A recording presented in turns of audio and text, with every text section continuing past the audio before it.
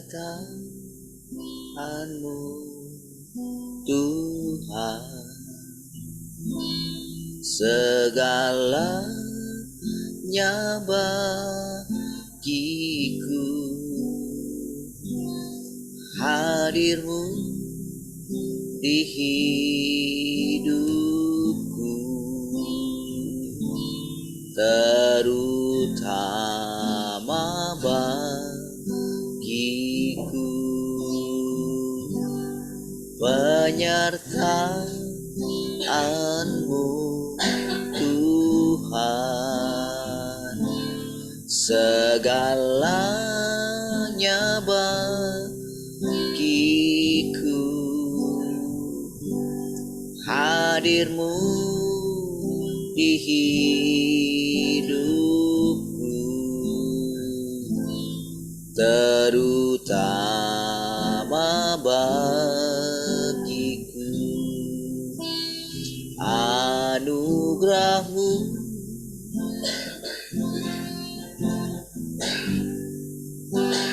anugerah-Mu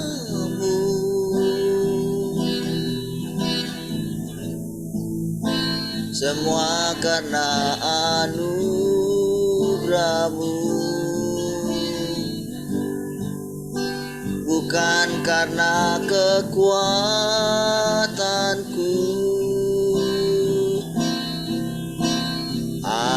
Anugerah-Mu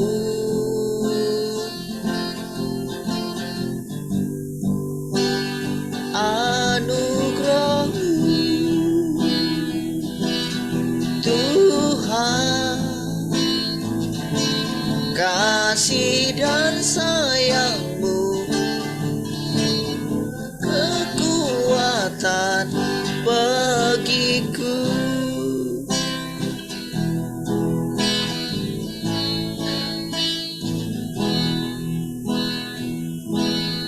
Penyertaan-Mu Tuhan, segalanya bagiku. Hadir-Mu di hidupku,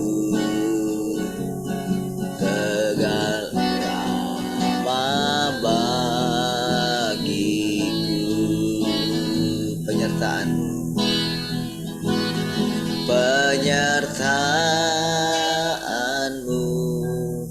Tuhan, segalanya bagiku. Hadir-Mu di hidupku,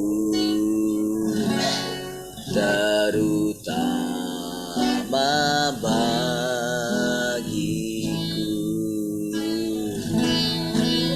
Rabu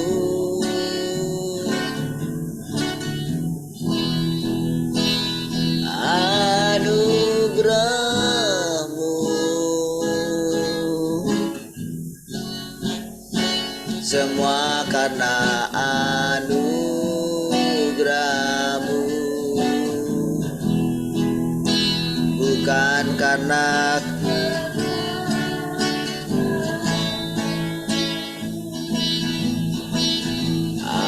anugerah-Mu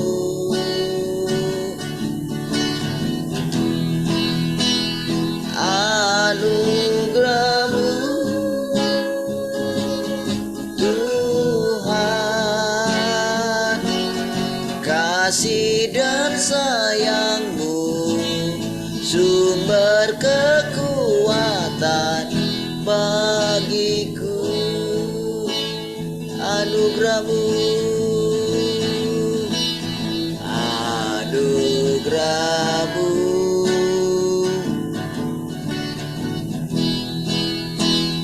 anugerah-Mu semua karena anugerah-Mu,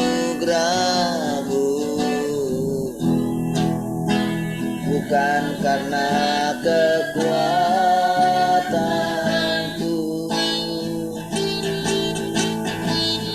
Anugerah-Mu, oh, anugerah-Mu, Tuhan. Kasih dan sayang-Mu, sumber kekuatan bagiku.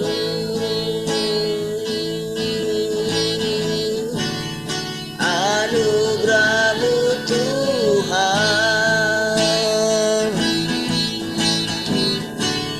cukuplah bagiku. Oh, anugerah-Mu, Tuhan,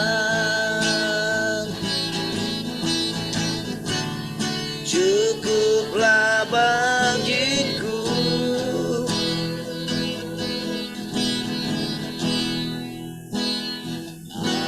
Anugerah-Mu,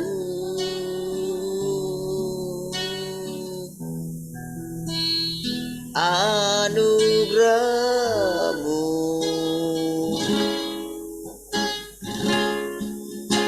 semua karena anugerah-Mu,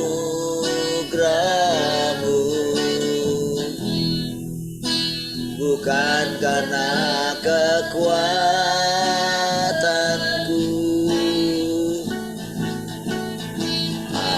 Anugerah-Mu,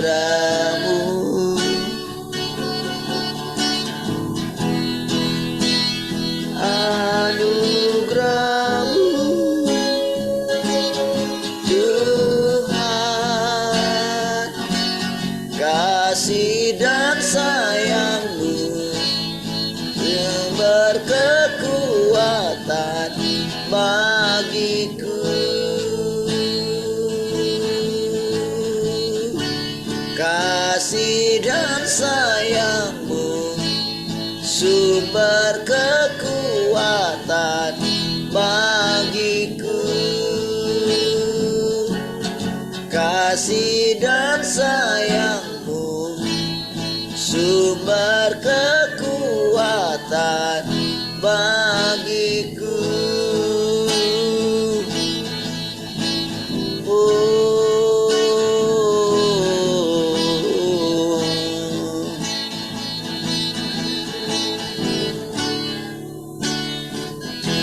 Segalanya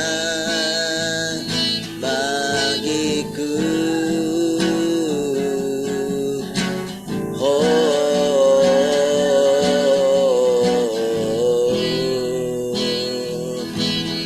haleluya. Oh, segalanya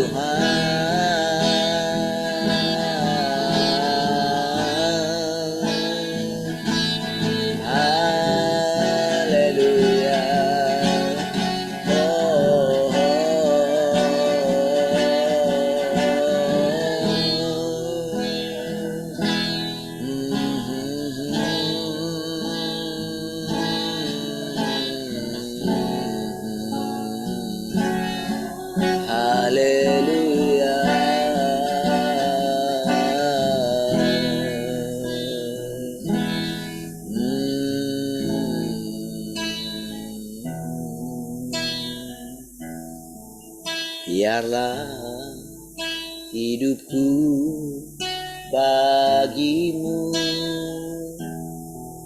sebagai pujian yang berkenan dalam perbuatanku dan perkataanku. Ku sembah Kau Tuhan selalu. Aku kan bernyanyi setiap hari, bersyukur buat nafas yang Kau beri. Dari pagi hari hingga datang malam, ku sembah Kau Tuhan selamanya. Seumur hidupku ku sembah Kau Tuhan selamanya. Seumur hidupku ku sembah Kau Tuhan selamanya. Seumur hidupku ku sembah Kau Tuhan selamanya. Seumur hidupku ku sembah Kau Tuhan selamanya. Ku sembah Kau Tuhan selamanya. Ku sembah Kau Tuhan selamanya.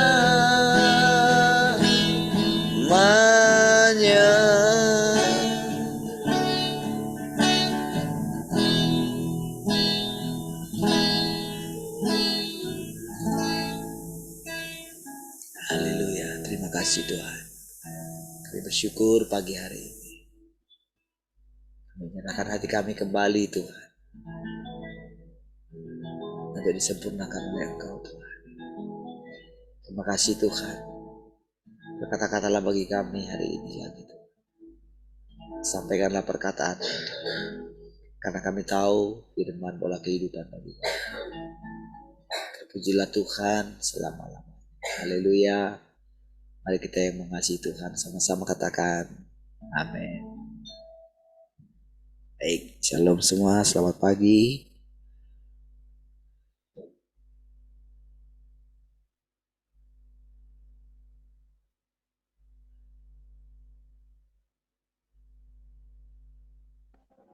Selamat pagi semua, salam. Shalom, selamat pagi semua. Selamat pagi semua.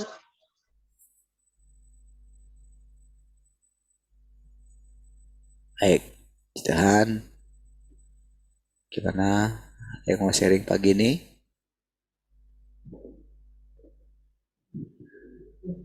Di studio.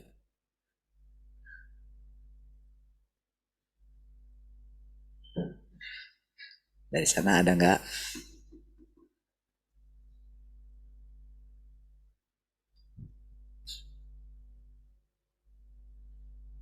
Ada.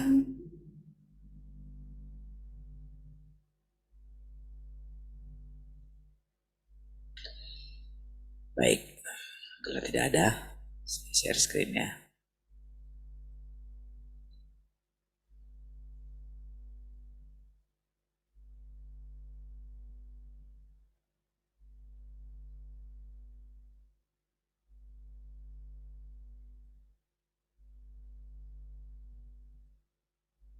Oke.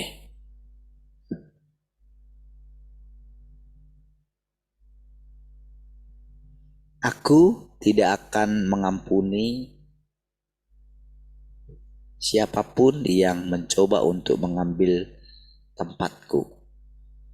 Aku tidak akan mengampuni siapapun yang berusaha merebut makanan dan pakaian dariku. Untuk saat ini, engkau semua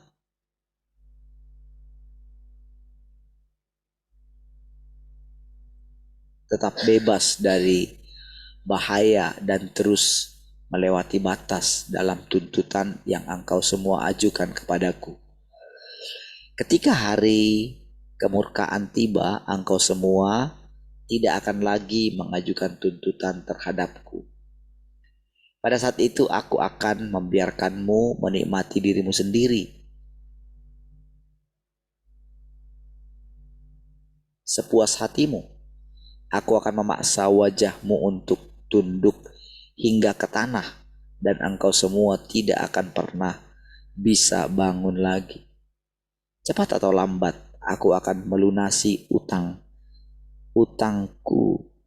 ini kepadamu.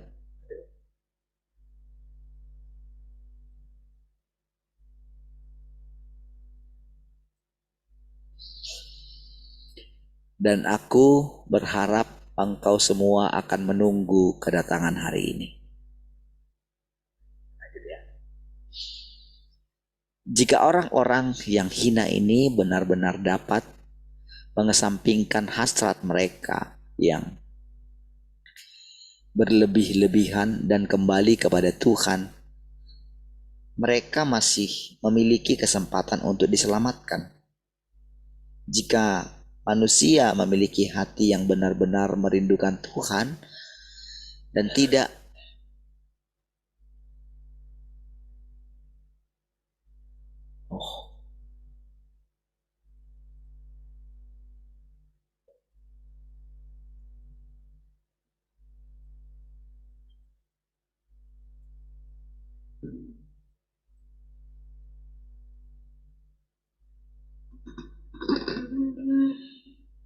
dia tidak akan ditinggalkan oleh Tuhan. Manusia gagal untuk mendapatkan Tuhan bukan karena Tuhan memiliki emosi atau karena Tuhan tidak ingin didapatkan oleh manusia. Tetapi karena manusia tidak memiliki keinginan yang mendesak untuk mencari Tuhan. Bagaimana mungkin seseorang di antara mereka yang benar-benar mencari Tuhan akan dikutuk oleh Tuhan? Bagaimana mungkin orang yang memiliki akal yang sehat dan hati nurani yang peka dikutuk oleh Tuhan? Bagaimana mungkin seseorang yang benar-benar menyembah dan melayani Tuhan ditelan oleh api murkanya? Bagaimana mungkin orang yang bersuka cita karena menaati Tuhan ditendang dari rumah Tuhan? Bagaimana mungkin orang yang tidak pernah merasa cukup dalam mengasihi Tuhan hidup dalam hukuman Tuhan? Bagaimana mungkin seseorang yang bersuka cita karena meninggalkan segalanya untuk Tuhan ditinggalkan tanpa apa-apa? Manusia enggan mengejar Tuhan, enggan mengorbankan miliknya untuk Tuhan, dan enggan mencurahkan upaya seumur hidupnya untuk Tuhan. Sebaliknya, mereka malah berkata bahwa Tuhan sudah pergi terlalu jauh, bahwa terlalu banyak hal tentang Tuhan yang bertentangan dengan gagasan manusia. Jadi saudara,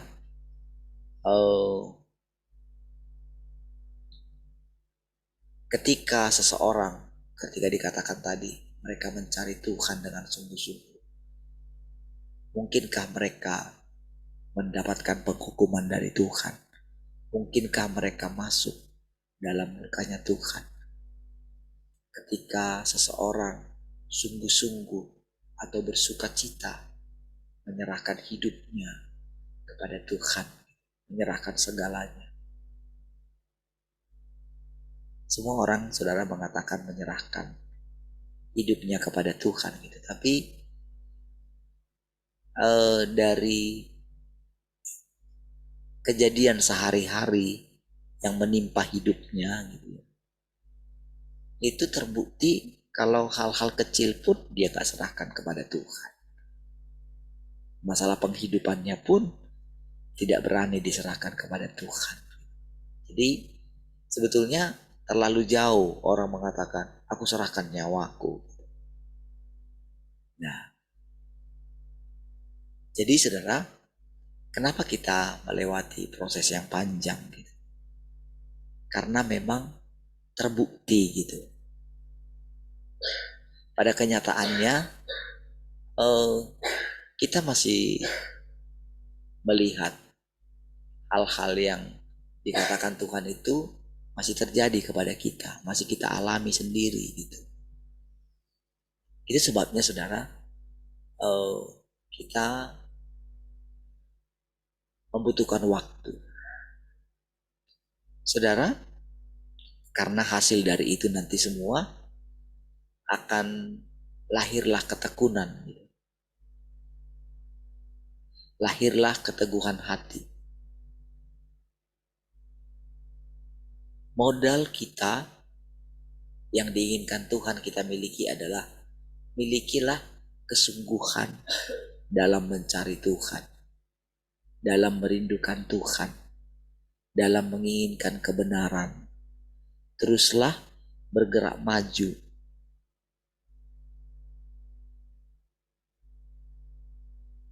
Jangan berkata seperti yang tadi dikatakan, Tuhan terlalu jauh, Tuhan sudah sangat jauh, gak bisa lagi kuikuti, gak kelihatan lagi. Seolah dalam suatu perjalanan gitu, dia telah ditinggalkan oleh Tuhan dari pemahaman. Aku gak sanggup mengikutinya. Padahal saudara, Tuhan itu dengan sabar menuntun gitu. Dia tidak sepenuntut yang dipikirkan orang gitu. Yang diinginkan Tuhan adalah manusia itu menjadi normal gitu. Sama seperti ketika dari kita itu remaja, ketika kita mulai merantau, kita kan mulai mencari pengalaman kan gitu. Ingat gak dulu ketika pertama-tama gitu dulu, kan? Gak memikirkan apa-apa, yang penting kerja gitu. Walaupun gajinya kecil misalnya kan kayak gitu kan. Tapi demi pengalaman.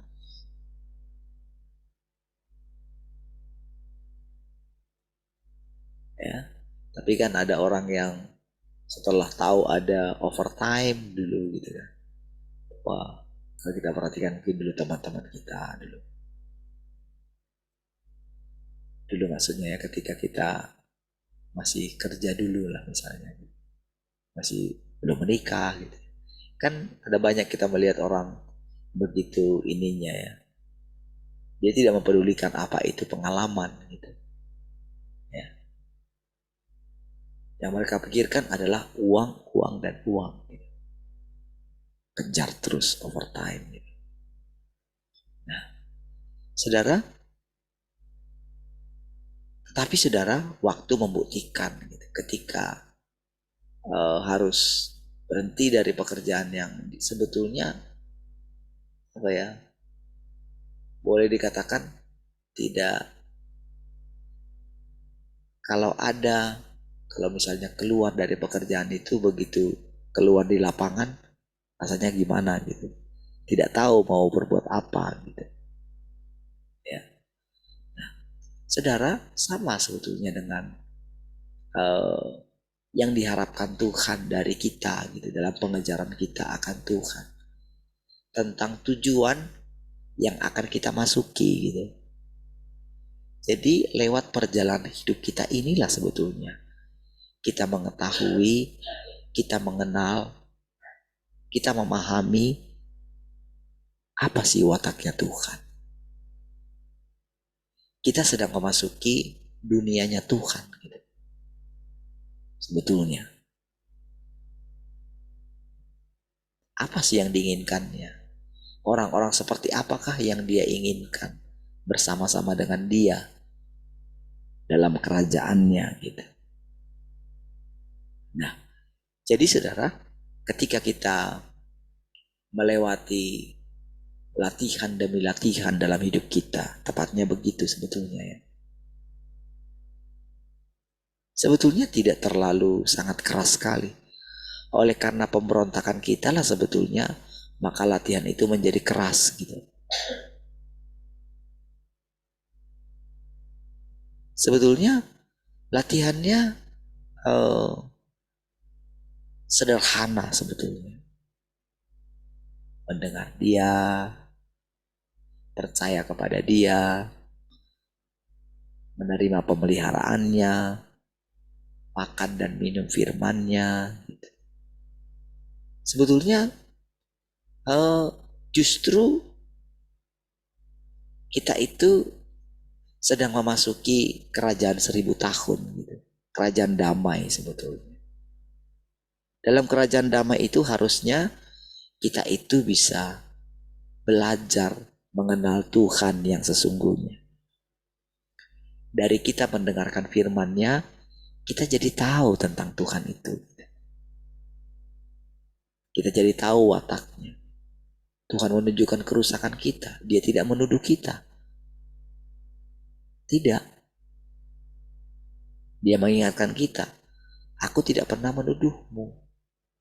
Dan kalaupun aku dapati kesalahanmu, aku tidak menekanmu. Aku tidak mengintimidasimu. Tapi yang kuinginkan darimu adalah belajar tentang kehidupanmu. Belajar dari pengalamanmu. Sudah waktunya kan? Terhadap anak-anak, anak kita misalnya tidak akan seperti ini Tuhan bicara. Gitu.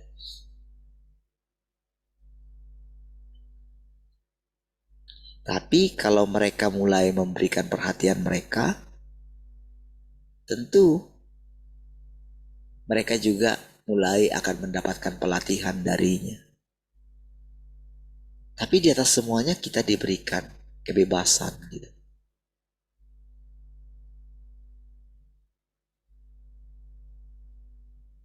Kita bebas melakukan apa yang kita mau.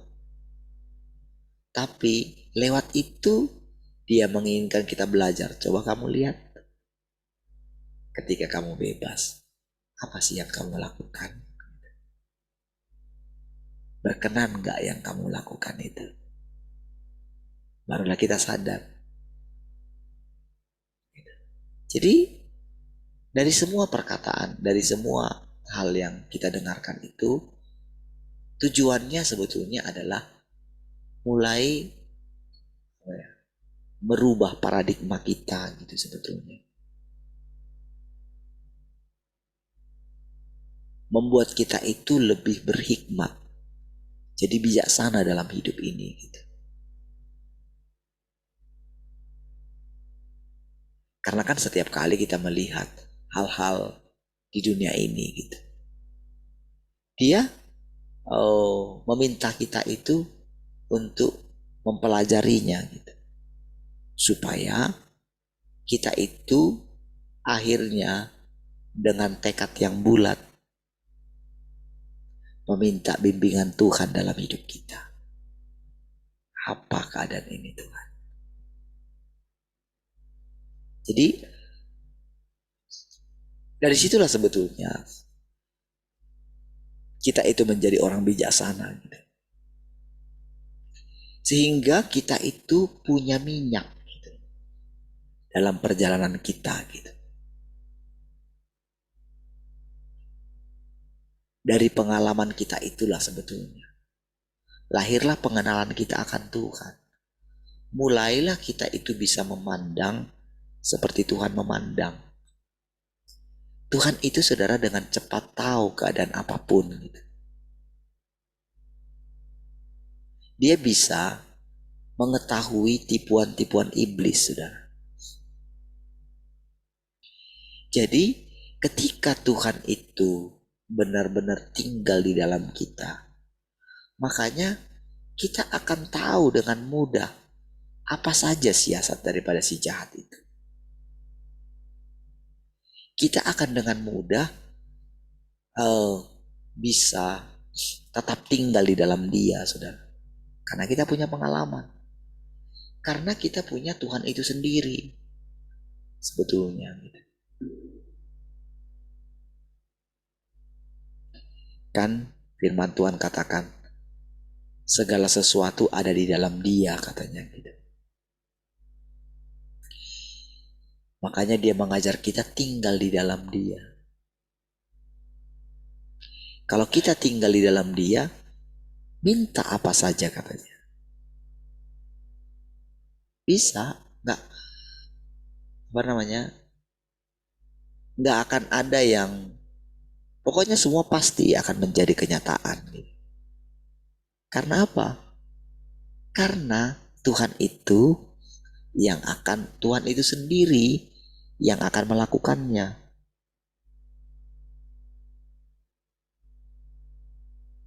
Dan karena dia tahu segala pergerakan dalam hidup kita. Jadi selama kita itu menyerahkan hati kita kepada Tuhan, kan kita yang tahu kan, setiap hari.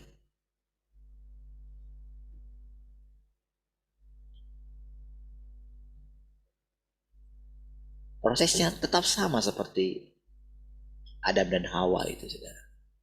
Pagi-pagi mereka mendengarkan. Nanti sore-sore lagi Tuhan bicara. Kamu buat apa tadi?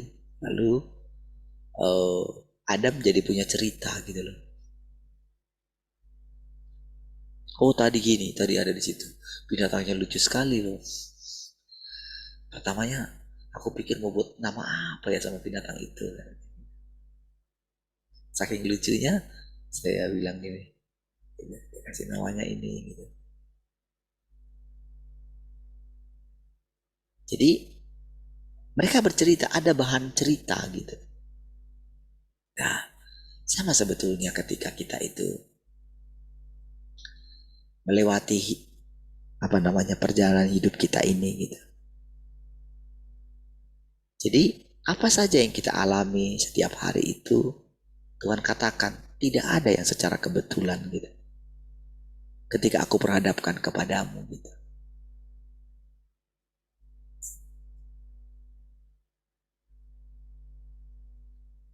Kejadiannya normal semua gitu. Nah, ketika kita mulai melihat ini terjadi, itu terjadi, ini terjadi, itu terjadi, mimpi kita begini, mimpi kita begitu, apa saja gitu. Semua itu menjadi bahan pembicaraan kita dengan Tuhan. Dan dari situlah Tuhan itu bisa mulai menjelaskan setiap perkataan-perkataannya dalam bahasa kita gitu. Itu sebabnya saudara, Tuhan itu disebut sebagai Tuhan yang berinkarnasi. Itulah pentingnya Tuhan yang berinkarnasi itu. Justru sangat penting sekali gitu.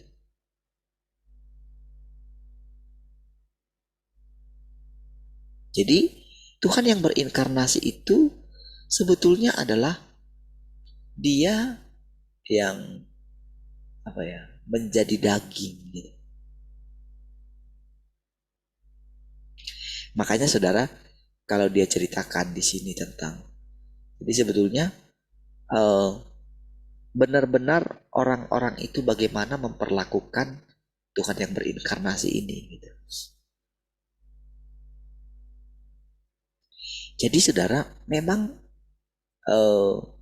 ketika kita mengakui kalau Tuhan itu sudah ada di antara kita, ada konsekuensinya, saudara. Konsekuensinya, mau tidak mau, kita itu mesti diajar tentang apa maunya Tuhan.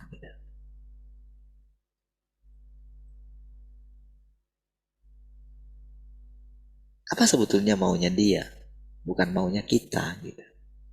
Tapi walaupun demikian saudara, dia tidak sepenuntut yang kita bayangkan gitu. Tapi dia juga tidak sekompromi yang kita bayangkan juga. Ada batasan-batasan bagi kita gitu. Makanya kita selalu mesti mengingat. Jadi walaupun Tuhan itu telah berinkarnasi gitu. Jadi kekudusannya tetap kekudusan daripada Tuhan yang di sorga. Sama gitu. Tidak terpisahkan.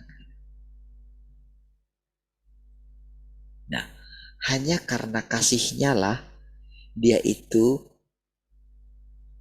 memberikan kita kesempatan demi kesempatan setiap hari gitu.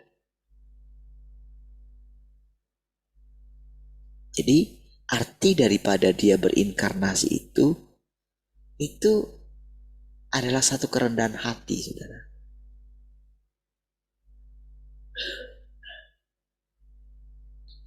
Benar-benar saudara, dia tidak menggurui kita gitu.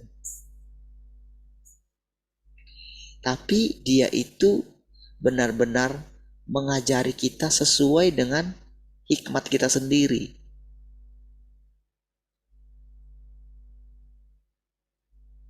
Seperti itulah saudara, dia mengajar Adam dan Hawa gitu. Sekalipun mereka salah gitu, kan sebetulnya yang paling permasalahannya di situ adalah mereka itu sangat tertuduh, itu sebetulnya. Kerusakan yang paling parah itu di situ.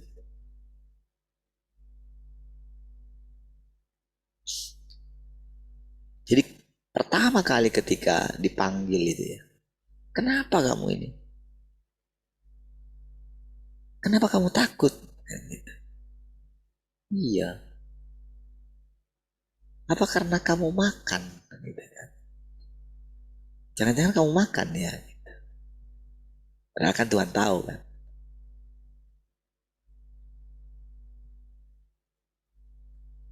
Kan semua itu kan dialog sebetulnya di dalam dirinya gitu. Di dalam diri Adam, tapi nyata gitu. Sama seperti saya katakan, sampai kapan kamu terus begini gitu. Itu kan seolah-olah kan dari pikiran saya. Tapi ketika saya mengakui itu adalah Tuhan, maka suara itu menjadi sangat nyata dari hari ke sehari. Jadi sama seperti itu Adam.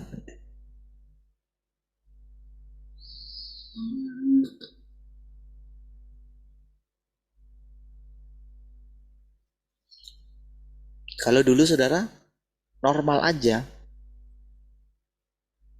Dia dengan Tuhan itu dulu normal gitu. Karena kan dia nggak tertuduh gitu. Bebas sekali saudara hubungan mereka gitu. Ya nggak ada gap di antara mereka gitu.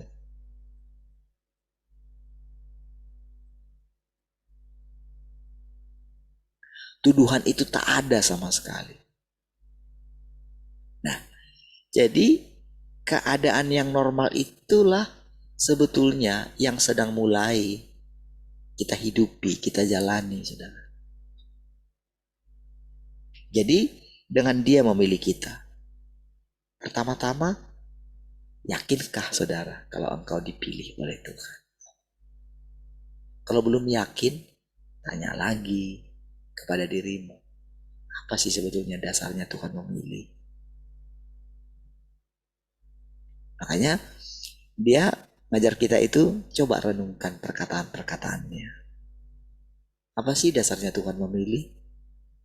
Apa karena kita hebat? Gak mungkin. Apa karena kita baik? Gak mungkin. Apa dasarnya?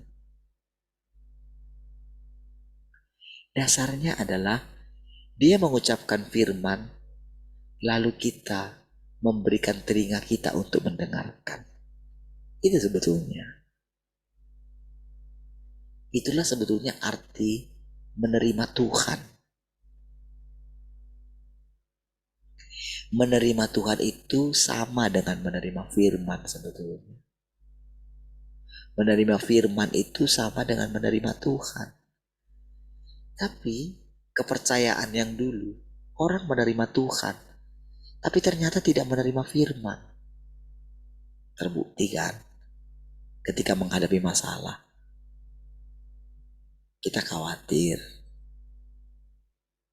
kita meragukan Tuhan, kita terus dengan kekuatan kita gitu loh.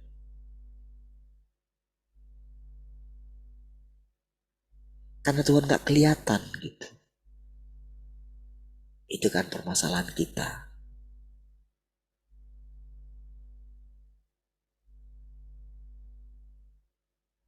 Kita menganggap itu urusanku. Jadi kita memisahkan antara urusan kita dengan urusan Tuhan gitu. Padahal katanya kita telah menerima Tuhan di dalam rumah kita. Tapi kita gak pernah ceritakan masalah kita. Katanya Tuhan itu adalah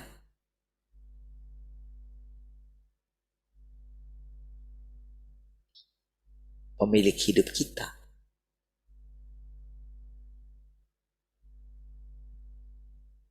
Katanya hidup kita bukan kita lagi.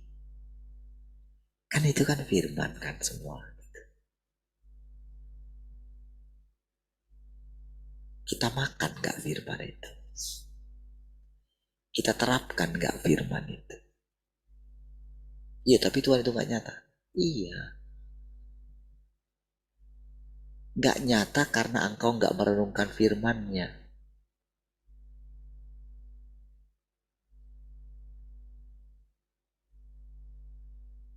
Jadi seperti itulah sebetulnya proses kita itu mengalami Tuhan, mengenal Tuhan. Jadi nyata sekali gitu. Senyata kita menghadapi masalah-masalah kita.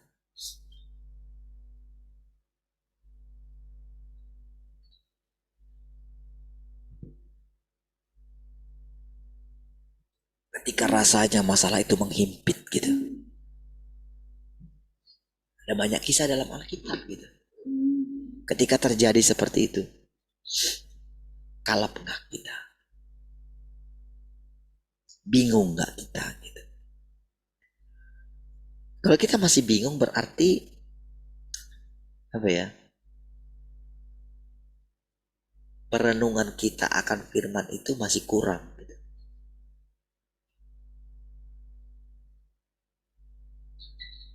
Ya desak kita lagi gitu. Jadi waktu kita itu datang dengan tenang gitu ya, langsung ingat gitu. Ya, bayangkan kalau saudara itu adalah Adam dan Hawa sebelum jatuh ke dalam dosa. Karena kan perjalanan kita sudah di situ gitu. Apa? Tuduhan apa yang mau dilontarkan iblis? Kamu baru buat ini kan? Sudah ada salib Tuhan untuk itu. Jadi proses penyelamatan itulah yang terjadi sekarang. Prosesnya.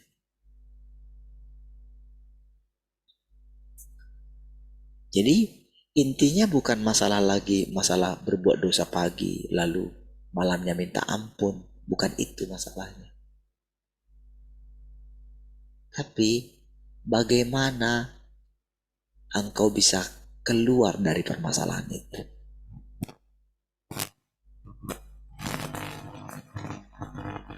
Jadi Tuhan itu mengajari kita itu, ini secara pribadi ya.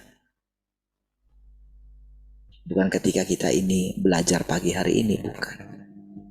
Tapi yang sedang saya katakan adalah Tuhan yang berinkarnasi itu sendiri. Jadi arti Tuhan berinkarnasi itu Tuhan menjadi nyata, menjadi daging dia. Bisa kau pegang. Itu maksudnya, saudara. Jadi pada akhirnya setiap mata akan memandang dia. Lewat apa? Lewat kehidupan yang kita tunjukkan. Khususnya saudara kita yang mencari Tuhan setiap pagi ini, saudara. Jangan samakan ya dengan saat-saat teduh yang ada di YouTube itu jauh sekali. Beda sekali. Tuhan yang mereka ikuti masih Tuhan yang lama gitu. Jauh sekali. Ya. Jadi sekarang Tuhan yang kita dengarkan setiap pagi itu gitu, setiap hari itu kan adalah sesuai dengan pertumbuhan saya dalam mengenal Dia, sesuai dengan pengalaman saya bersama dengan Tuhan. Itulah yang saya ceritakan kepada saudara.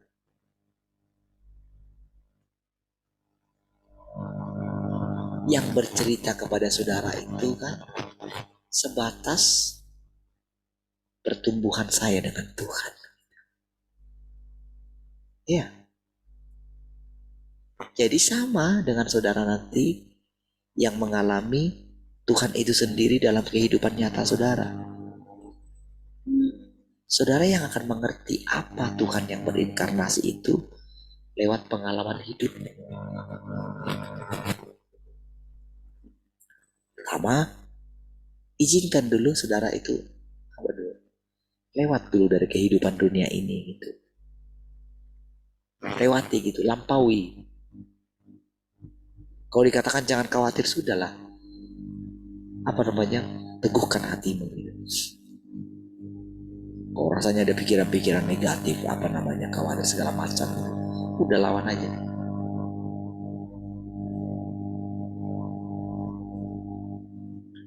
Saudara, saya berani katakan itu karena ya saya sudah melewati itu gitu. Sehingga tekad saya bulat. Enggaklah, apapun yang terjadi, ya Tuhan kan yang punya hidup saya. Kan saya sudah persembahkan tubuh saya ini semua Tuhan. Ini kan miliknya Tuhan. Makanya dikatakan tadi, mungkinkah kalau seorang itu benar-benar menyembah dan melayani Tuhan ditelan oleh api murkanya? Gak mungkin. Bagaimana mungkin orang yang bersuka cita karena menaati Tuhan ditendang dari rumah Tuhan? Gak mungkin. Berarti kalau seseorang ditendang dari rumah Tuhan karena apa? Ini sekarang rumah Tuhan yang asli ya.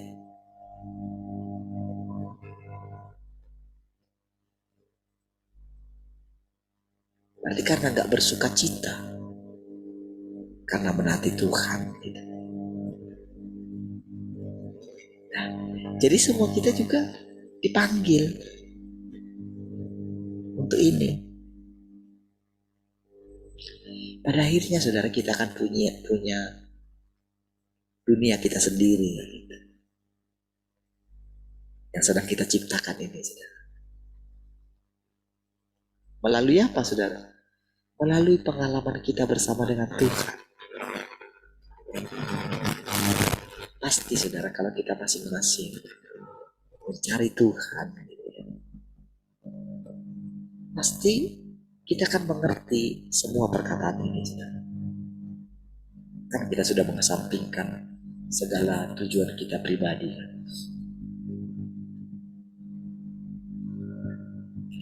Kan kalau dalam kondisi seperti ini kan, pasti kan kita akan muak dengan orang-orang yang katanya mengenal Tuhan, tapi hidup untuk dirinya sendiri.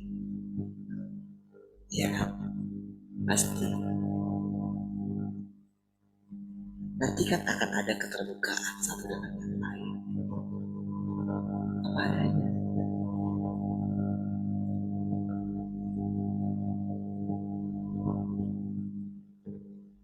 Nanti kita akan mengerti, oh ini ya artinya.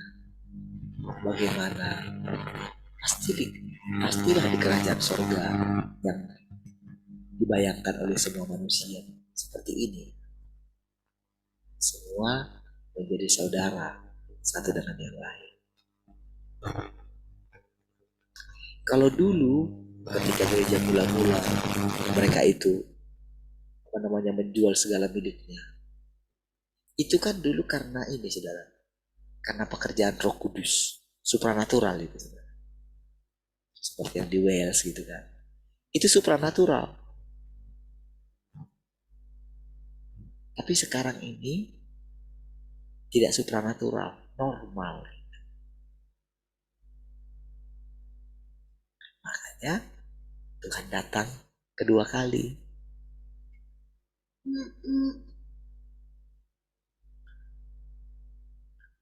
Jadi kita sedang berjalan katanya. Jadi sebetulnya kita itu seperti 5 gadis yang bijaksana gitu.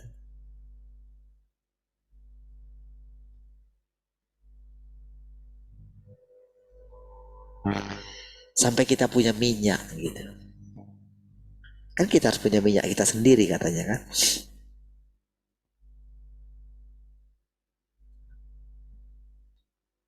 Bukan minyak itu diberikan. Nih kamu punya minyak gitu. Simsalabim kamu punya minyak. Enggak. Orang mengatakan, oh minyak itu adalah Roh Kudus. Enggak sesederhana itu. Bukan begitu. Minyak itu kita hasilkan sendiri kok. Lewat hidup kita. Lewat pengalaman kita. Itulah minyak kita. Sehingga kan minyak itu kan menghasilkan terang kan gitu kan. Kan minyak itu kan untuk pelita kan. Kalau digambarkan pelita berarti yang bisa kita lihat itu kan nggak jauh sekali kan, bukan lampu sorot kan yang sedang dibawanya kan. Pelita yang hanya menerangi perjalanan kita gitu.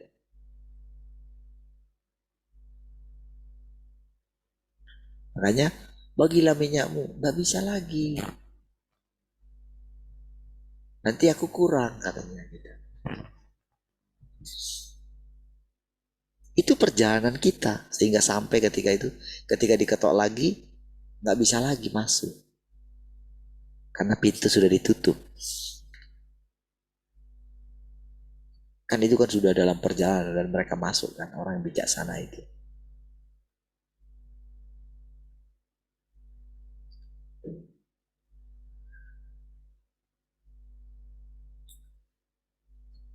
Jadi saudara, ketika kita terus berjalan gitu. Jadi sudahkah saudara mulai melihat gitu dari apa yang engkau ikuti daripada firman Tuhan setiap hari itu? Sudahkah engkau melihat tempat tujuanmu gitu?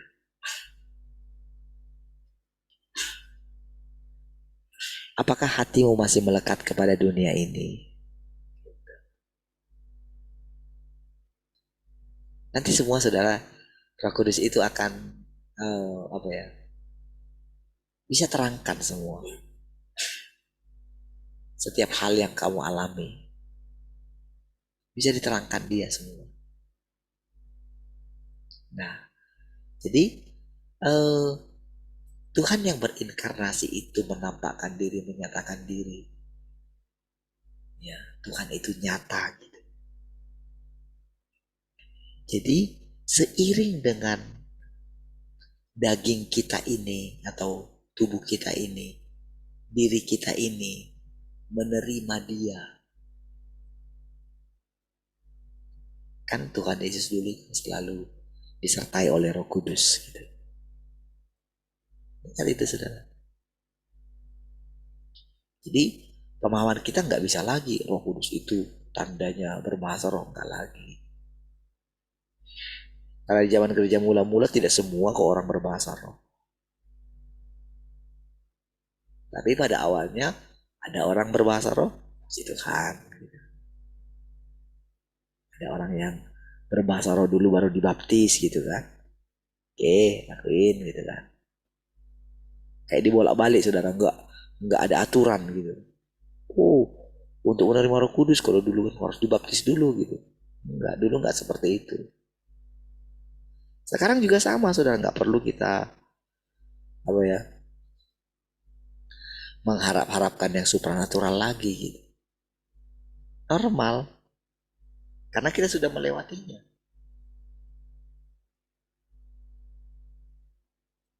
Dan itu sangat nyata sekali gitu.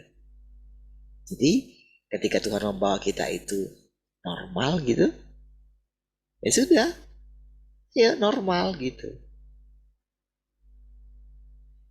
Jadi setiap hari saudara dia mengajari kita ya. Dia ngajari kita dengan hikmatnya dia gitu. Jadi sebetulnya pertumbuhan kita ini bukan karena melihat orang lain gitu. Bukan karena mengikuti satu kegerakan yang tren gitu. Tidak. Tapi kita mengikuti alurnya Tuhan bagi kita sendiri. Nanti seperti itu terjadi sporadis, saudara. Ya. Walaupun kita nggak pernah terhubung dengan orang-orang itu gitu, tapi Tuhan punya pekerjaannya sendiri di antara kita. Tentu dasarnya adalah firman yang baru yang kita sudah dengarkan. Inti daripada awal daripada firman yang baru itu adalah ini sebetulnya. Tuhan sudah datang. Itu sebetulnya. Firman itu. Karena di dalam Alkitab kan ada begitu. Pada waktu malam kan dikatakan. Ada suara. Mempelai datang, song-songlah dia. Nah, dengan sikap kita setiap hari seperti ini, mendengarkan firman yang baru mulai percaya. Gak lagi takut-takut kan. Kalau dulu mungkin masih was-was. Saya sendiri pun was-was dulu.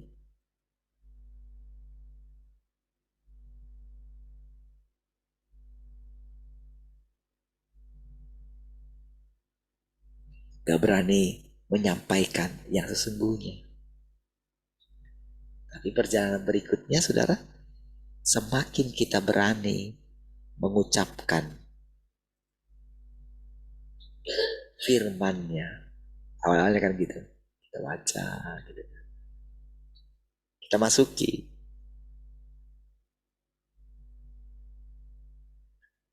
Benar-benar kan? Saya gimana ya caranya ya? Karena saya yang seorang pelajar terus mengikuti gitu kan. Istilahnya baca buku inilah itu banyak sekali gitu kan. Yang jadi bahan perbandingan saya gitu. Sehingga ketika mendengarkan hikmat yang baru ini, firman yang baru ini, waduh. Kalau saya mengatakan itu betul, itu Tuhan. Dari ketika mendengarkan firman itu. Makanya saya tidak benar-benar mencari dia secara fisik.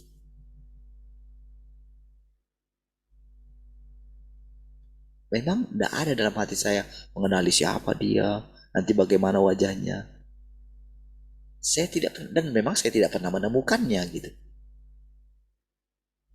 Saya pikir orang yang ketika saya nonton yang itu Luka Abadi itu kan, saya pikir dulu itulah orangnya gitu. Ternyata tidak juga. Ternyata banyak mereka yang mengalami seperti itu. Iya, tragis sekali. Jadi saya tidak mengenali gitu, dan dalam hati saya yang mau kita lihat adalah Tuhannya. Dari firman itulah kita tahu. Jadi itulah awalnya saudara.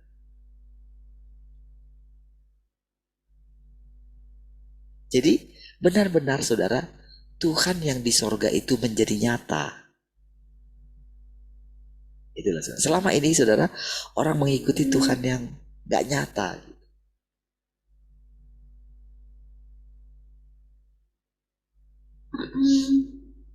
Karena apa? Terbukti saudara. Hari setiap kali kalau berjumpa dengan orang itu, tahu gitu.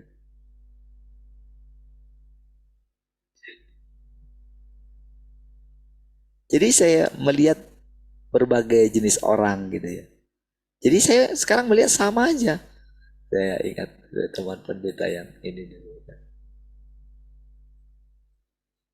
Saya lihat gaya-gayanya persis seperti ini. Oh ternyata kalau orang itu penuh dengan kemunafikan itu memang kayak gini ya mukanya gitu. Benar-benar saudara, saya lihat betapa liciknya gitu. Jadi orang-orang yang licik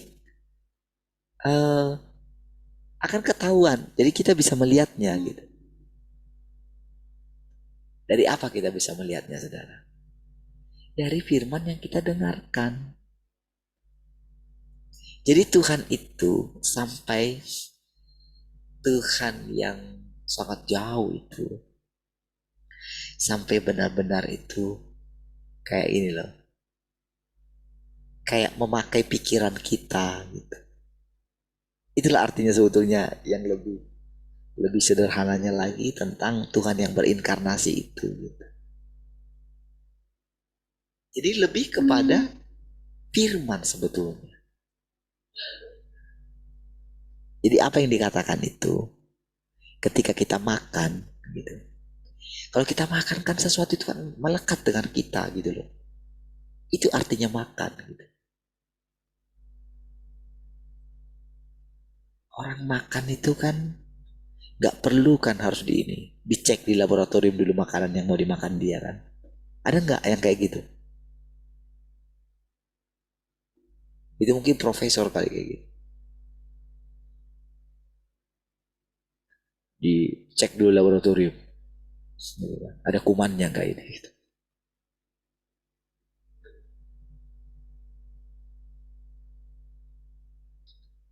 Ada nggak yang tangannya harus dicuci bersih pakai apa gitu, pakai Nuvo, pakai apa gitu.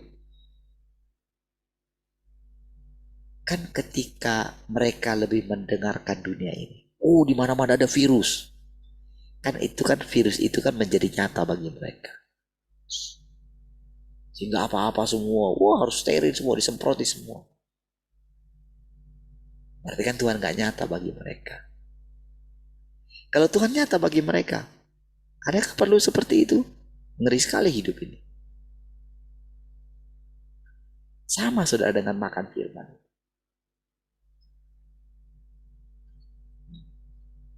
Jadi, kalau seseorang itu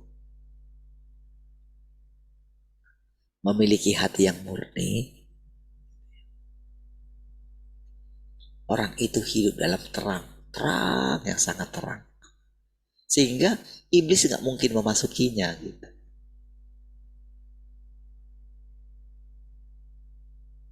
Dari segi kebenaran yang kita hidupi.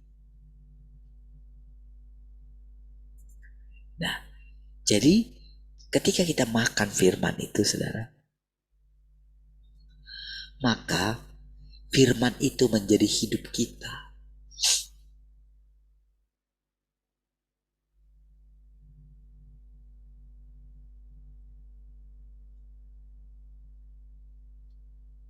Firman itu menjadi terang kita.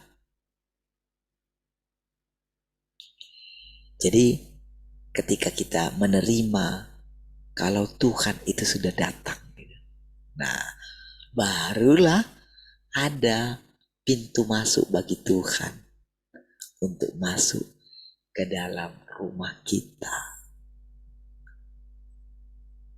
Baru sesudah dia masuk ke rumah kita, disitulah dia mengajak kita ke rumahnya. Gitu, saudara. Kan kalau seseorang sudah bertamu kan, pasti kan kita mesti nanti main-main lah ke rumahku kan gitu kan.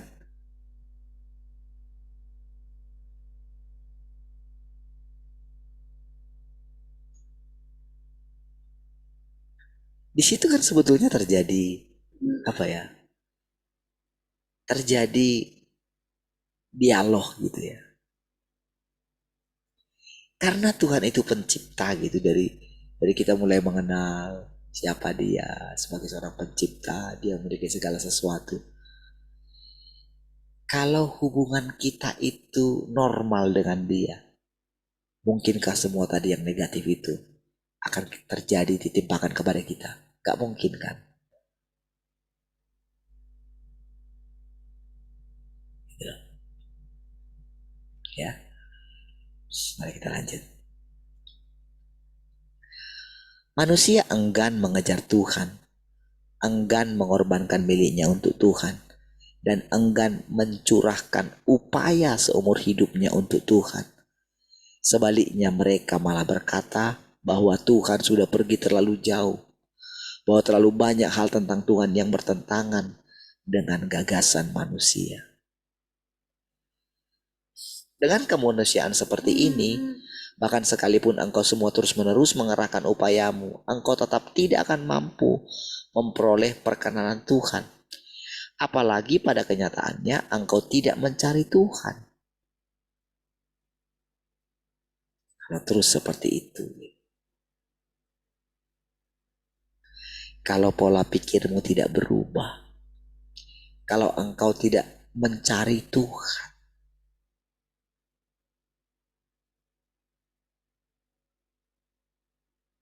jadi kita itu sebetulnya kayak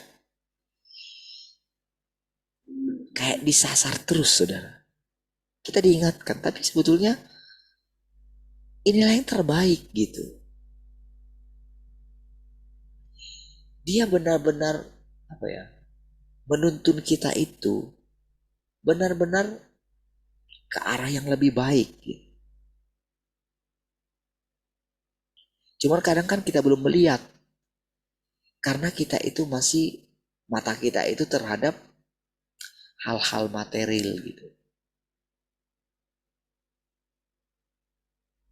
Padahal hal-hal material itu dipengaruhi kuat oleh hal-hal yang terjadi di alam roh.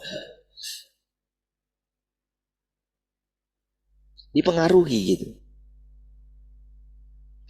Jadi ketika alam roh kita itu tenang gitu, ketika alam pikiran kita itu tenang, maka hal yang baik yang pasti akan datang gitu.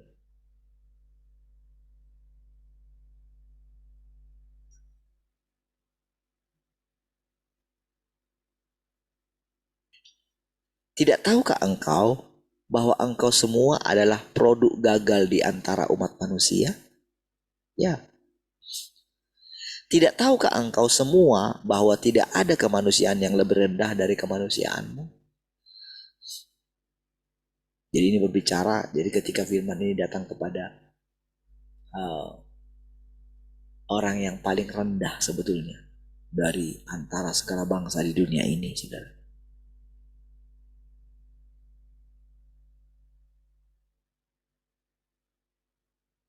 Istilahnya yang paling rusak menurut Tuhan.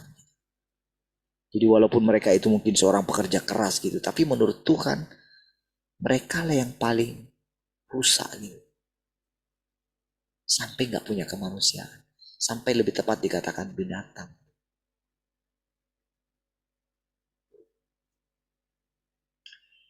Makanya saudara, ketika mereka tidak mencari Tuhan, jadi firman itu sangat keras. Apakah kamu tidak tahu? Tidak ada kemanusiaan yang lebih rendah dari kemanusiaanmu. Tidak tahukah engkau semua apa sebutan yang orang lain gunakan untuk menghormatimu? Mereka yang benar-benar mengasihi Tuhan menyebutmu Bapak Serigala, Ibu Serigala, anak serigala, dan cucu serigala. Engkau semua adalah keturunan serigala, manusia serigala, dan engkau semua harus tahu jati dirimu sendiri. Dan jangan pernah melupakannya. Jangan berpikir bahwa dirimu adalah sosok unggul. Engkau semua adalah sekelompok makhluk bukan manusia yang paling jahat di antara umat manusia. Tidak tahukah engkau semua akan hal ini? Tahukah engkau semua berapa besarnya resiko yang harus kuambil dengan bekerja di antaramu? Jika akalmu tidak bisa kembali normal dan hati nuranimu tidak bisa bekerja secara normal, maka engkau semua tidak akan pernah bebas dari sebutan serigala. Engkau tidak akan pernah lolos dari hari pengutukan. Tidak akan pernah lolos dari hari penghukumanmu. Engkau semua dilahirkan bermutu rendah, sesuatu yang tidak berharga. Engkau pada dasarnya adalah sekawanan serigala lapar, setumpukan puing dan sampah, dan tidak sepertimu. Aku tidak bekerja dalam dirimu supaya disukai, melainkan karena kebutuhan pekerjaan. Jika engkau semua terus bersikap memberontak seperti ini, aku akan menghentikan pekerjaanku dan tidak akan pernah bekerja lagi dalam dirimu. Sebaliknya, aku akan memindahkan pekerjaanku ke kelompok lain yang menyenangkan diriku. Dan dengan cara ini, aku akan meninggalkanmu untuk selamanya. Karena aku tidak mau memandang mereka yang memusuhi diriku. Jadi apakah engkau semua ingin sesuai denganku atau memusuhi diriku? Saudara, lihat saudara, bagaimana firman ini saudara benar-benar menyasar orang yang tidak menyadari dirinya. Saudara, yang diinginkan Tuhan adalah kita mencari Tuhan. Karena benar-benar kita menyadari kita sangat membutuhkan Dia. Iya. Waktu kita menyadari kita sangat membutuhkan Dia, disitulah kita juga diberikan kebebasan menari untuk Dia. Waktu kita berusaha ingin menjadi seperti apa yang dikehendaki oleh Tuhan, kita hidup normal, kita tidak bersungut-sungut, kita mengucap syukur, kita melakukan pekerjaan kita. Ketika Tuhan membawa satu keadaan kepada kita bersiap untuk itu, saudara. Ada minyak yang kita hasilkan dari setiap hari perjalanan hidup kita, sehingga kita terus berjalan sampai kita bersama-sama dengan Tuhan kembali. Mari kita berdoa. Kasih Tuhan, kami bersyukur pagi hari ini. Terpujilah Engkau Tuhan yang terus mengajar dan membimbing kami. Haleluya. Sama-sama katakan amin. Tuhan, Tuhan berkati semua.